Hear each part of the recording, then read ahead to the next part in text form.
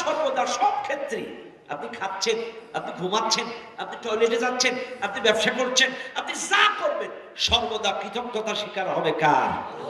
আরো জোরে কোন কার? সদা সর্বদা যদি আল্লাহ কৃতজ্ঞতা স্বীকার করতে পারেন, আপনার কখনো রিজিকের অভাব হবে না। মনে থাকবে আপনাদের? তবে রিজিক নিয়ে কখনো অহংকার করবেন না। মনে থাকবে আপনাদের?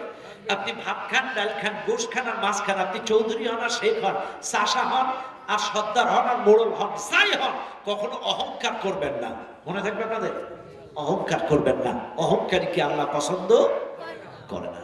বাইরে আমার ৩ নম্বর প্রশ্নের জবাব, হারিস ইবনে হামসা রাদিয়াল্লাহু তাআলা রাসূলকে প্রশ্ন করলেন, ইয়া রাসূলুল্লাহ, আমার ৩ নম্বর প্রশ্ন, আমি বাড়ি থেকে আসার সময় আমার স্ত্রীকে গর্ভবতী অবস্থায় দেখে এসেছি। আমার স্ত্রীর গর্ভে যে বাচ্চাটা আছে, এই বাচ্চাটা ছেলে না মেয়ে একটু বলে দেন। আল্লাহর কোরআন, ওয়া ইয়ালামু মা ফিল আরহাম, মায়ের রেহমের ভেতরে সন্তানটা যখন দাঁড়ায়, ওই সন্তানটা ছেলে না মেয়ে এটা আল্লাহ ছাড়াই পৃথিবীর কোন মানুষ বলতে পারে না। পারে? ১৫০০ বছর আগে কোনো আল্ট্রাসাউন্ড মেশিন ছিল না, ১৫০০ বছর আগে কোনো আধুনিক প্রযুক্তি ছিল না। এখন সেই সময়কার প্রশ্ন, সেই সময়কার জবাব আল্লাহ ছাড়া কেউ জানে না। আসলেই বাস্তব, ৪ মাসের আগে, গঠন প্রণালীর আগে ওই সন্তানটা ছেলে না মেয়ে এটা আল্লাহ ছাড়া কেউ জানে।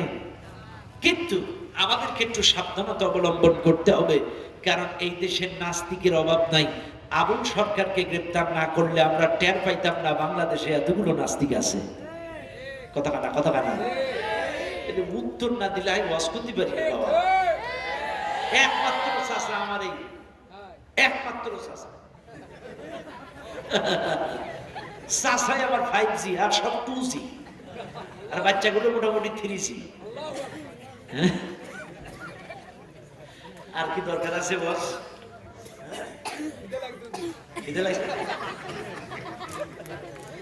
আর কি করবো? এই পর্যন্ত থাক নাকি? ফজরের নামাজ হবে না বাবা।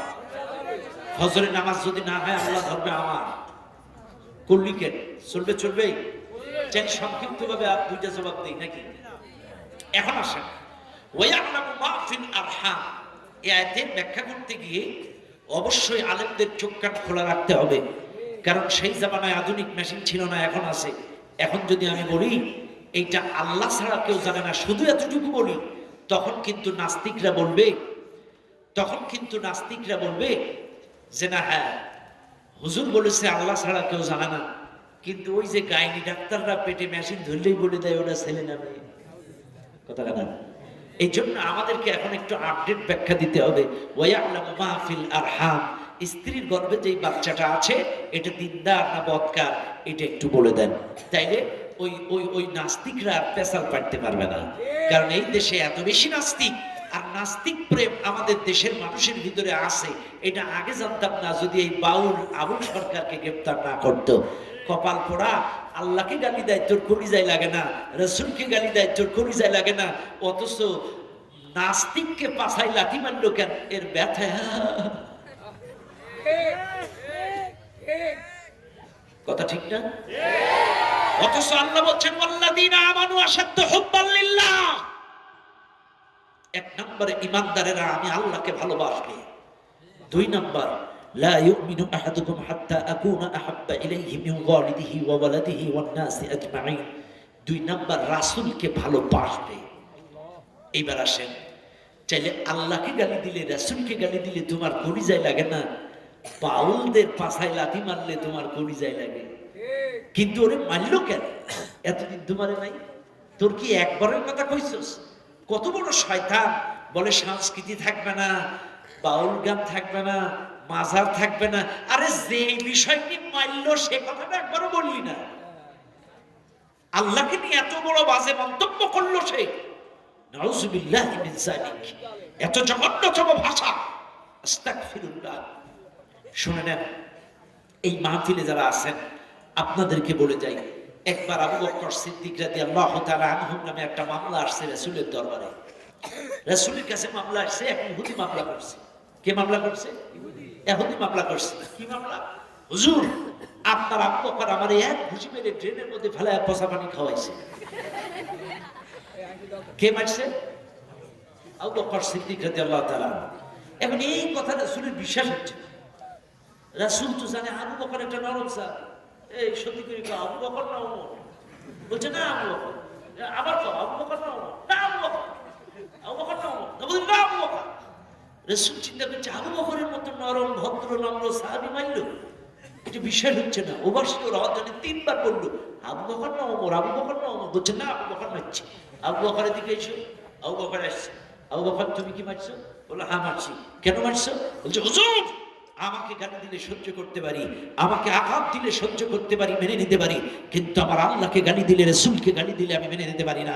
এই ইহুদি আমার আল্লাহকে নিয়ে আপনাকে নিয়ে ব্যঙ্গ করেছে, এক ঘুষি মেরে ওরে ডেরে ফেলাই দিয়েছি। কোনো ছাড় নেই। আমারে গালি দিলে সহ্য করব, আমাকে মারবে সহ্য করব, কিন্তু আমার আল্লাহকে গালি দিলে তুমি যত বড় বাউল হও বাউল হও, এক ঘুষি মেরে তোরে নেক তোমায় ফেলা দেব, কোনো করব না।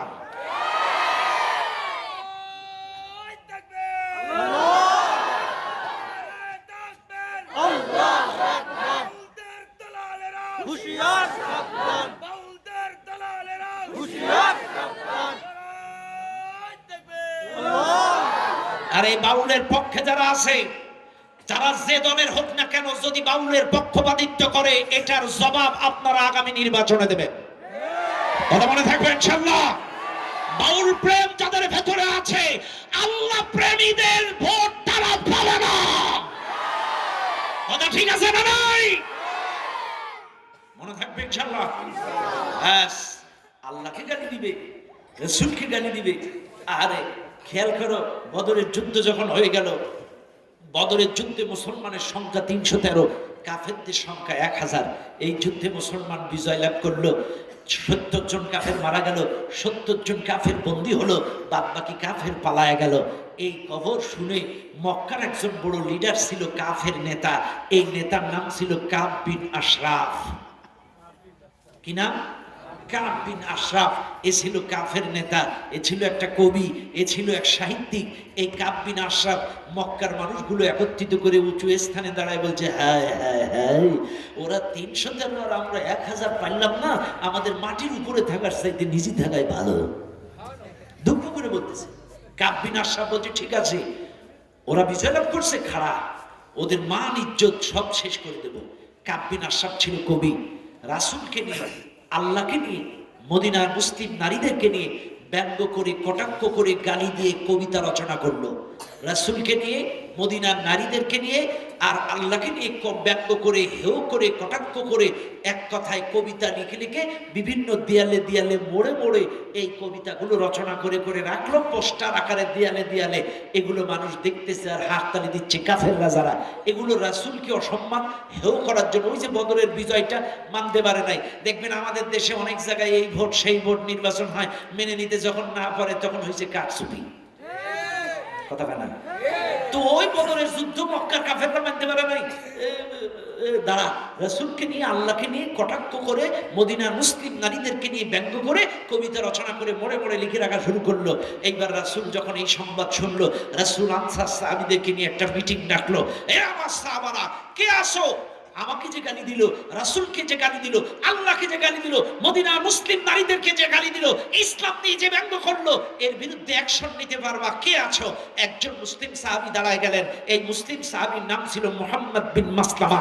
মুহাম্মদ বিন মাসলামা বলছে, হুজুর আমি আসি এই নাস্তিকের বিরুদ্ধে অ্যাকশন গ্রহণ করব। আপনি বলেন অ্যাকশনটা কি কায়দার হবে? ওরে কি ছোটখাটো মারবো না বিদায় করে দেব? হুজুর বলছে, আল্লাহকে নিয়ে আমাকে নিয়ে যে গালি দেয় তার বেঁচে থাকার অধিকার নাই, তাকে পৃথিবীর থেকে কতল করে দাও। কিন্তু এটা কিন্তু বাংলাদেশের আইনে না। এটা হলো যে দেশে কোরআনের শাসন কায়েম হবে সেই দেশের আইনে। কথা বুঝেন না আপনারা? যে দেশে কোরআনের শাসন প্রতিষ্ঠা হবে সেই দেশের আইনে আল্লাহকে নিয়ে, রাসূলকে নিয়ে ব্যঙ্গ করলে তাদের শাস্তি হবে মৃত্যুদণ্ড। কিন্তু যেহেতু বাংলাদেশে কোরআনের আইন নেই, শাসন নেই, এই জন্য এই বাংলাদেশে আইন হাতে তুলে নেওয়া যাবে। কথা ক্লিয়ার? তবে আমাদের এই মুহূর্তে সোচ্চার কণ্ঠে আওয়াজ তুলতে হবে। ফেসবুক বলেন, অফলাইন বলেন, অনলাইন বলেন, সব জায়গায় প্রতিবাদের ঝড় তুলতে হবে। প্রতিবাদের ঝড় তুলে প্রফেসর ইউনূস স্যারের কাছে প্রস্তাব দিতে হবে, স্যার 1971 সালের পর থেকে যতগুলো রাষ্ট্রপ্রধান ক্ষমতায় এসেছে সবগুলোই ছিল মুসলিম, কিন্তু আজ অব্দি আল্লাহকে নিয়ে রাসূলকে নিয়ে কটাক্ষ করলে একটা রাষ্ট্রীয় আইন তাদের বিরুদ্ধে এই রাষ্ট্রনায়কগুলো বানাইতে পারে নাই। আমরা আপনাকে অনুরোধ করছি, আপনার নাম নবীর নামে নাম, আপনি এই ক্ষমতায় থাকাকালীন এমন একটা আইন বাংলাদেশে তৈরি করুন, আল্লাহকে নিয়ে রাসূলকে নিয়ে বাংলাদেশে হিন্দু হোক মুসলিম হোক আউল হোক আর বাউল হোক, যদি আমার আল্লাহকে নিয়ে রাসূলকে নিয়ে ব্যঙ্গ করে তার শাস্তি হবে মৃত্যুদণ্ড। এমন একটা আইন আমরা বাংলাদেশের আদালতে দেখতে চাই।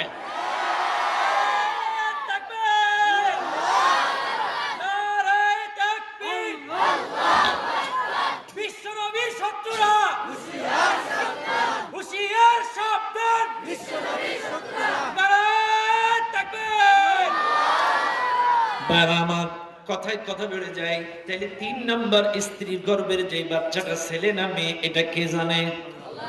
আরো জোরে। এদেশের ডাক্তাররা জানে কখন?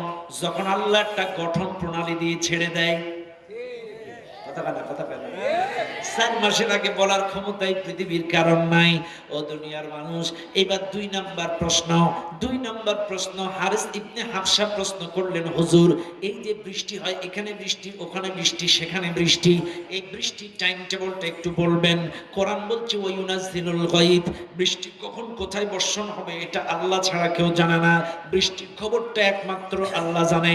কেন আমার ভাইরা আপনারা তাকান, এদেশের রেডিও বলেন টেলিভিশন বলেন, আবহাওয়া অধিদপ্তরের সংবাদ যারা পড়ে, টেলিভিশনের সংবাদ যারা পড়ে, এরা নারী হোক আর পুরুষ হোক, যখন ওয়েদার খারাপ হয়, নিম্নচাপ হয়, সাগরে যখন লঘুচাপ দেখা দেয়, ঘূর্ণিঝড় দেখা দেয়, এদেশের মেয়ে সাংবাদিকেরা ঘুমটা দেয়, পুরুষগুলো টুপি মাথায় পাঞ্জাবি গায়ে টেলিভিশনের সামনে এসে বলে হালকা ঝড়ো হাওয়া আর বৃষ্টি, হারিকেন সংকেত 7 নাম্বার, খবরদার নদীতে নৌকা ট্রলার নামাবেন না, ঝড়ো হাওয়া বৃষ্টি হতে।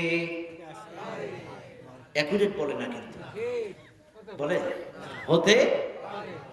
বিকাল বেলায় ঝড়ও নাই বৃষ্টিও নাই, সাংবাদিক গুলো ঘুরটা ফেলাই দিয়ে টুপি খুলে বলে হে সে ঝড় ঘুরে উড়িষ্যায় চলে গিয়েছে। কথা না, টেলি অ্যাকুরেট খবরটা কে জানে? সাংবাদিকরা জানে? আবহাওয়া অধিদপ্তর জানে? অ্যাকুরেট যিনি জানেন তিনি কে? আল্লাহ। হারিস ইবনে হাফসা প্রশ্ন করলেন, হুজুর আমার 1 নাম্বার প্রশ্ন, কিয়ামত কখন হবে, কোন দিন হবে, কোন সময় হবে? আল্লাহর কোরআন, ইন্নাল্লাহা ইনদাহু ইলমুস সাআহ, নিশ্চয় কিয়ামতের জ্ঞানটা আল্লাহ ভালো জানে। আল্লাহ আরেক জায়গায় বলেন, ইয়াসআলুনাকা আনিস সাআতি আইয়ানা মুরসাহা কুল ইন্নামা ইলমুহা ইনদা রাব্বি। নবীজি, এই দুনিয়ার মানুষ যদি তোমার কাছে কিয়ামত সম্পর্কে প্রশ্ন করে, তুমি বলো কিয়ামতের খবরটা আল্লাহ ভালো জানে। কিন্তু শুনে নেন, ব্যাখ্যা বিশ্লেষণ নাই। আল্লাহর একজন বান্দা আপনারা সবাই চিনেন, এই আয়াতের তাফসীরটা দেখতে যে তাফসীরে নূরুল কোরআন 30 খণ্ডের তাফসীর, এই খণ্ডের মধ্যে মুফতি হামিমুল ইহসান তিনি লিখেছেন একটা ছোট্ট ঘটনা। এই তাফসীরের মধ্যে সূরা 34 নম্বর আয়াতটা তাফসীর করতে যে বর্ণনা করেছেন, 4 ইমামের অন্যতম একজন ইমাম মালিক রাহমাতুল্লাহি আলাইহি, তিনি প্রাথমিক জীবনটা মক্কায় ছিলেন, শেষ জীবনটা তিনি মদিনায় কাটিয়েছেন। মক্কায় 40 বছরের ঊর্ধ্বে থাকার পরে তিনি মদিনায় চলে এসেছেন। মদিনায় আসার উদ্দেশ্য হলো একটা, উদ্দেশ্যটা হলো আমার শেষ নিঃশ্বাসটা যেন মদিনার মাটিতে ত্যাগ হয়, আমার কবরটা যেন রাসূলের দেশে হয়ে যায়, আমার মৃত্যুটা যেন রাসূলের দেশে হয়। রাসূল যেই দেশের মাটির নিচে ঘুমিয়ে আছে, আমার কবরটাও যেন সেই দেশের মাটির নিচে হয়। এই আশা নিয়ে ইমাম মালিক মক্কা থেকে মদিনায় চলে এসেছে। চলতে ফিরতে হঠাৎ চলে আসছে হজের মৌসুম। হজের মৌসুমে অসংখ্য হাজিরা ইহরামের কাপড় বেঁধে লাব্বাইক আল্লাহুম্মা লাব্বাইক, লাব্বাইক লা শারীকা লাক লাব্বাইক, ইন্নাল হামদা ওয়ান নি'মাতা লাকা ওয়াল মুলক লা শারীকা লাক। তালবিয়া পড়তে পড়তে ইহরামের কাপড় বেঁধে মক্কার রাস্তার দিকে রওনা দেয়। আমার ভাইরা, ইমাম মালিক এই দৃশ্যটা দেখে যার মনের মধ্যে বড্ড লোভ জন্ম নিল, আরে হজের মৌসুম, এই হাজিদের সাথে যদি আমিও আল্লাহর ঘরে যাইতে পারতাম, আল্লাহর ঘরের গিলাপ ধরে যদি মনের কথাগুলো বলতে পারতাম। কিন্তু ইমাম মালিকের মনের মধ্যে আবার মৃত্যুর ভয় ঢুকে গেছে। আরে এদিকে হজের লোভ, এদিকে মৃত্যুর ভয়। চিন্তা করছে হজ করতে গিয়ে যদি মারা যায়, রাসূলের দেশে মৃত্যুর স্বাদ আমার পূরণ হবে না। হজ করতে গিয়ে যদি মারা যায়, রাসূলের দেশে তো আমার কবর হবে না। চাইলে এদিকে হজের লোভ, এদিকে মৃত্যুর ভয়, দোটানার মধ্যে পড়ে গেলেন। কিন্তু মনে রাখবেন, ইমাম মালিক যতদিন মক্কায় ছিল অসংখ্যবার তিনি বড় হজ করেছিলেন। যদিও তার বড় হজটা জরুরি নয়, কারণ আগে অনেকবার বড় হজ তিনি মক্কায় থাকতে করেছেন। কিন্তু ইমানদার যারা, মুমিন যারা, একবার যারা মক্কা মদিনায় যায়, মক্কা মদিনায় মক্কায় যাওয়ার লোভ তারা সামলাইতে পারে। কথা কানা কথা কানা গেছেন আপনারা? গেছেন নি? কারা কারা গেছেন? গেছেন নি? হাজী সাহেব কেউ আছেন নি? এই যে আলহামদুলিল্লাহ একটা পাইছি। আল্লাহ এখানে যাওয়ার তৌফিক আল্লাহ আমার সবাইকে দিয়ে দাও, বলেন আমিন। আরে এমন একটা জায়গা, এমন একটা জায়গা, ওই যে আরেক চাচা হাত তুলছে, এই আরেক চাচা হাত তুলছে, মাশাআল্লাহ অনেকে গেছে। আরে এমন একটা জায়গা, আপনি সরাসরি আল্লাহর সাথে কথা বলতে পারবেন। খাবার গিলাপ ধরে, দরজা ধরে আপনি সরাসরি মনের কথাগুলো যখন বলবেন, মনে হবে আপনি আল্লাহর সাথে কথা বলছেন। এমন কিছু জায়গা আছে, আপনার প্রসঙ্গগুলো খাড়া দিয়ে উঠবে, আপনি বুঝতে পারবেন আপনার কথাগুলো আল্লাহ শুনতেছে। ইস, এই জায়গায় যাওয়ার লোক সামলাইতে পারি না। আমি তো অনেকবার গেছি আলহামদুলিল্লাহ। আমার সামনে নিয়ত আছে এই বছরে হজে যাওয়ার জন্য, নিবন্ধন করে ফেলছি আবার আলহামদুলিল্লাহ। এই এমন একটা জায়গা, লোভ সামলানো যায় না। তুই ইমাম মালিক চিন্তা করছে, যদিও আমি বড় হজ করছি, যদি জরুরি না, তারপরেও যদি যাইতে পারতাম। মৌসুম কত হাজি আসবে, একসাথে যদি আল্লাহর ঘরটা তাওয়াফ করতে পারতাম। কিন্তু চিন্তা করছে যদি যেই মরে যাই, তাহলে মদিনায় মৃত্যুর স্বাদ পূরণ হবে না, তাহলে কি করা যায়? রাতের বেলায় তাহাজ্জুদের নামাজ পড়ছে, ইস্তেখারার আমল করছে, ইস্তেখারার আমল করে আল্লাহর কাছে হাত তুলে, আল্লাহ আমি জানি হায়াতের খবর একমাত্র তুমি জানো, মৃত্যুর খবর এই পৃথিবীর কেউ জানে না। কিন্তু মালিক হজের মৌসুম মনের মধ্যে বড় লোক, যদি যাইতে পারতাম। কিন্তু আমার সারা জীবনের আশা তুমি তো জানো, মদিনার মাটিতে শেষ নিঃশ্বাস ত্যাগ করা, আল্লাহর রাসূলের দেশে আমার কবরটা হয়ে যাওয়া। কিন্তু আমি যদি এখন হজে যাই, ওখানে গিয়ে যদি মারা যায় রাসূলের দেশে, কবরটা রাসূলের দেশে, মৃত্যুর স্বাদটা, আশাটা, আকাঙ্ক্ষাটা পূরণ হবে না।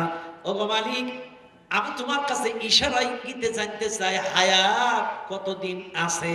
যদি থাকে হজ করব, না থাকে করব না। দোয়া করছে, ঘুমায় গেছে। হঠাৎ নবীজি আসছে স্বপ্নের ভেতরে। নবীজি এসে 5টা আঙ্গুল দেখায় ইশারা করছে। ইমাম মালিকের ঘুম ভেঙে গেছে। ইমাম মালিক দিনের বেলায় পায়তারা করছে বাড়ি। ইমাম মালিকের গোলাম বলতেছে, কি রে হুজুর, আপনার বড্ড প্রেশানি দেখা যাচ্ছে, আপনি কোনো কিছু নিয়ে চিন্তা করতেছেন? বলছে, হ্যাঁ, আমার সারা জীবনের স্বপ্ন মদিনার মাটিতে মৃত্যুবরণ করা, কিন্তু হজের মৌসুম, চিন্তা করছিলাম যদি যাইতে পারতাম। আবার চিন্তা করছি যদি হজ করতে যেয়ে মরে যাই, রাসূলের দেশে মৃত্যুর স্বাদ পূরণ হবে না। এই জন্য রাতের বেলায় তাহাজ্জুদের নামাজ পড়ে, ইস্তেখারার আমল করে আল্লাহকে বললাম, আল্লাহ হায়াত যদি থাকে হজ করব, না থাকে করব না। ইশারা ইঙ্গিতে যেমনে পারি যদি জানতাম কোনো কায়দায় হায়াত আছে না নাই।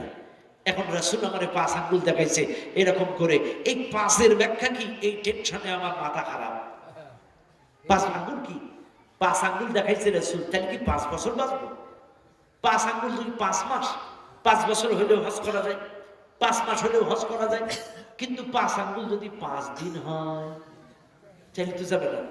কি একটা ব্যাখ্যা দেয়। ইমাম মালিক তার গোলামকে বলছে, গোলাম তুই বলো তো, এই মদিনার মধ্যে স্বপ্নের তারিখ, স্বপ্নের ব্যাখ্যা বিশ্লেষণ করার মতো কোনো ভালো আল্লাহওয়ালা ভালো আলেম আছে নাকি? বলছে, হ্যাঁ একজন আছে, আল্লামা সিরিন। ইনি যুগ জিজ্ঞাসার আলোকে কোরআন সুন্নাহর ভিত্তিতে উনি কিন্তু স্বপ্নের ব্যাখ্যা বিশ্লেষণ করে থাকেন। ইমাম মালিক রাহমাতুল্লাহ আলাইহি বলছে, ঠিক আছে যাও, তুমি দ্রুতই আল্লামা ইবনে সিরিনের বাড়ি চলে যাও, জানি যে টোটাল ঘটনা বর্ণনা করবা। আর রাসূল যে 5 আঙ্গুল দেখাইছে এটা বলবা। এই 5-এর ব্যাখ্যা কি 5 বছর, 5 মাস না 5 দিন? কিন্তু স্বপ্ন কে দেখেছে নাম বলবা না, কিন্তু সব বলবা। সব বলবা, কিন্তু নাম বলবা না, স্বপ্নটা কে দেখছে। এখন আল্লামা ইবনে সিরিনের বাড়ি গেছে গোলাম যে সালাম যিনি বলছে, হুজুর আল্লাহর এক বান্দার ইচ্ছা মদিনার মাটিতে মৃত্যুবরণ করা, কিন্তু হজের মৌসুম একটু হজের লোভ, চিন্তা করছে হজে যে মরে যায় চাইলে তো মদিনায় মৃত্যুবরণের স্বাদ পূরণ হবে না, এই জন্যে আসলে হায়াত আছে না নাই, এই জন্য ইস্তেখারার আমল করে আল্লাহর এক বান্দা রাতের বেলায় কান্নাকাটি করে শুইছে, রাসূল স্বপ্ন যোগে 5 আঙ্গুল দেখায় ইশারা করছে, আসলে এই 5 কি 5 বছর 5 মাস না 5 দিন এটা জানতে চায়। তখন ইমাম মালিক এই আল্লামা ইবনে সিরিন গোটা ঘটনা শুনে বুঝে বলছে, আচ্ছা গোলাম স্বপ্নটা কে দেখছে, নাম বলো, নাম বলো, নাম বলো। নাম নিষেধ করছে কি? কথা বলো। ইমাম মালিক কইছে সব বলবা, কিন্তু কি বলবা না, নাম বলবা না। কারণ আল্লাহ ওয়ালারা লৌকিকতা পছন্দ করে না, প্রকাশ করে না। এখন গোলামকে বলতেছে, তুমি যদি নাম না বলো আমি ব্যাখ্যা দেবো না, ফিরে যাবো। এক গোলামও ব্যাখ্যা দেয়, হুজুর কইছে ব্যাখ্যা আনো, আর এ বলতেছে নাম না বললে ব্যাখ্যা দিব না। এখন বলতেছে তুমি যদি নাম না বলো ব্যাখ্যা দিব না, তুই ফিরে যাও। এখন গোলাম ফিরে আসতেছে, এমন সময় আল্লামা ইবনে সিরিন হাত দিয়ে বলছে, গোলাম দাঁড়াও। কি বলছে? দেখো স্বপ্ন কে দেখছে আমি জানি না, তবে আমার কেন জানি মনে হচ্ছে এই জাতীয় স্বপ্ন দেখার মতো মানুষ এই এলাকায় ইমাম মালিক ছাড়া কাউরে আমি খুঁজে পাইতেছি না। একটু জোরে বলবেন না সুবহানাল্লাহ, আর একটু জোরে করবেন না সুবহানাল্লাহ। কার দ্বারা কি সম্ভব এটা আন্দাজ করা যায়? এই জাতীয় হাই প্রোফাইলের স্বপ্ন এই এলাকার মধ্যে দেখতে পারে কে? আমি তো কাউরে পাচ্ছি না ইমাম মালিক ছাড়া। তখন এই গোলাম কোনো কথা না কইয়া মুস্কি হাসি দিয়ে চলে গেছে, যে বলছে হুজুর এই ব্যাপার, আপনি বলেছিলেন নাম বলতে নিষেধ, আমি নাম বলি নাই, সব বলেছি নাম বলি নাই, কিন্তু হুজুর বলতেছে নাম না বললে ব্যাখ্যা দিব না, ফিরে যাও।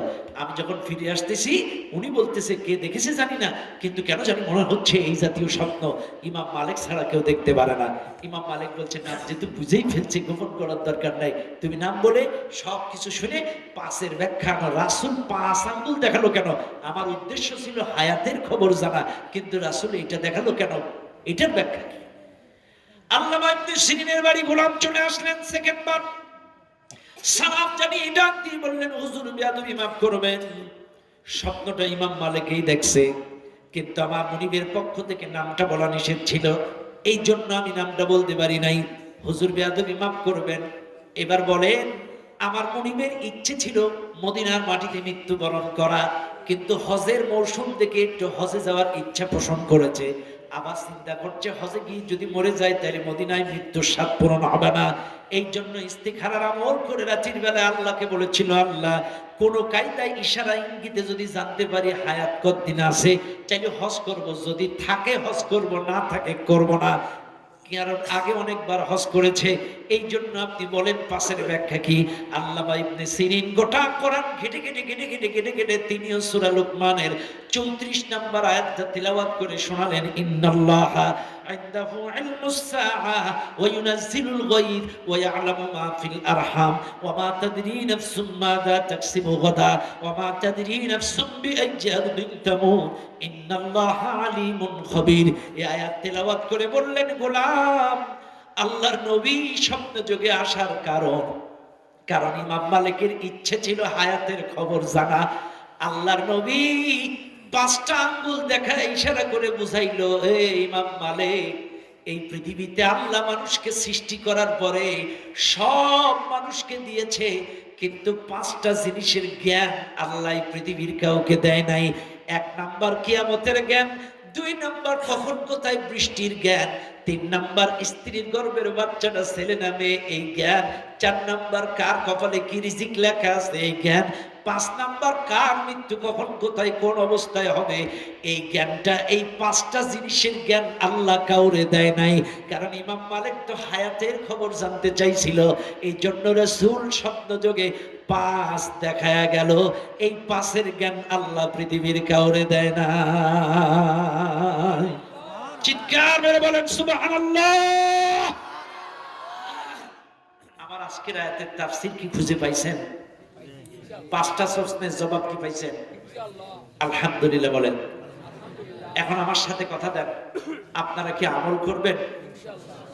একটু কারা কারা আমল করবেন বলেন? আল্লাহ আজকে যে মেসেজ, যে শিক্ষা, যে আলোচনা থেকে নিলাম, এটা যেন বাস্তব জীবনে প্র্যাকটিক্যালি আমল করে এহকালের শান্তি পরকালের মুক্তি অর্জন করতে পারি।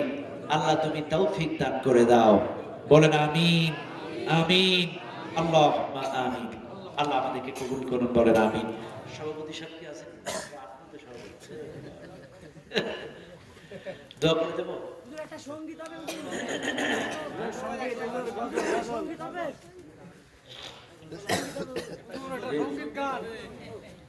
আপনাদের তো দেখছি ভালোই দম আছে।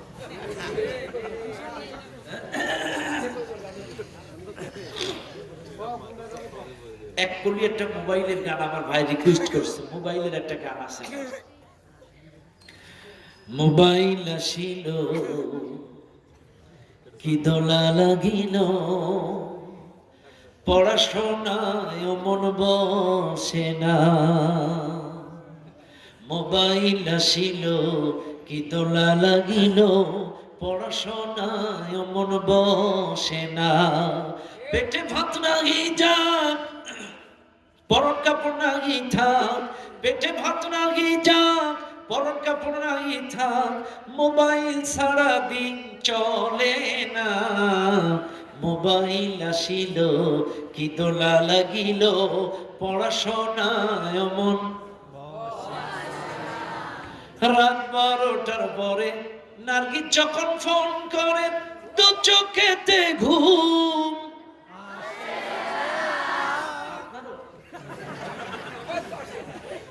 সাসাও কয়ে আসে না। রাত 12টার পরে গার্লফ্রেন্ড যখন ফোন করে, তো চোখেতে ঘুম।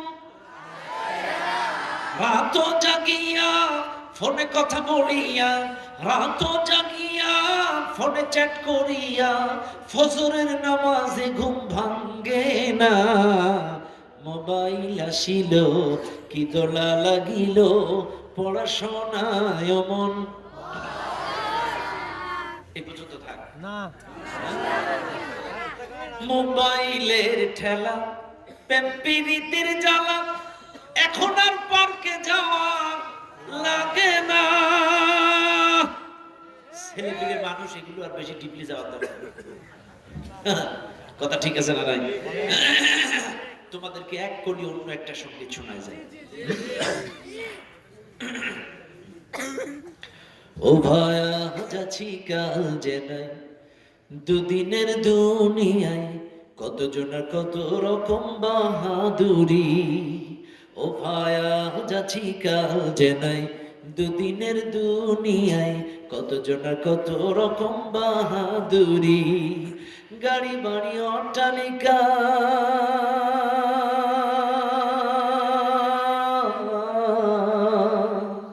গাড়ি বাড়ি অট্টালিকা, স্বপ্নের মরীচিকা, সবই যেন মিছে মায়ার ছলচাতুরি। ও ভাই আজ আছি কাল যে নাই, দুদিনের দুনিয়ায় কতজনের কত রকম বাহাদুরি। ঠিক না বেটি? নিজের আমল নিজের কাছে লাগে বড় শূন্য, পাপের বোঝায় ভারী জীবন নাই তো কোনো পুণ্য।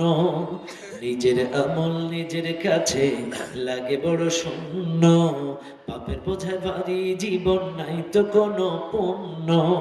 আইলাম একা যাইব একা,